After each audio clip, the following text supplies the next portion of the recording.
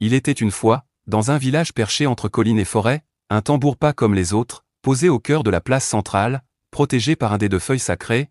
Il était connu de tous comme le tambour de la vérité. On racontait qu'il avait été offert par les esprits des anciens pour maintenir l'harmonie. Sa légende était simple, quiconque disait la vérité en le frappant, faisait résonner un son clair et profond, mais s'il mentait, le tambour restait muet. Un jour, la rumeur se répandit comme le vent, le collier d'or de la chef du village avait disparu. On fouilla les cases, interrogea les voisins. Très vite, les regards se tournèrent vers Kima, un jeune garçon sans famille. Il est pauvre, il a dû le prendre, disaient certains. Kima fut traîné devant les anciens, les mains tremblantes, les yeux brillants de larmes. Tu seras jugé par le tambour, dit le plus vieux des anciens. La place était silencieuse. Le vent même semblait retenir son souffle. Kima s'approcha du tambour. Il posa une main sur sa surface tendue de cuir, puis, du plat de la paume, il frappa, boum. Un son clair, en vibrant.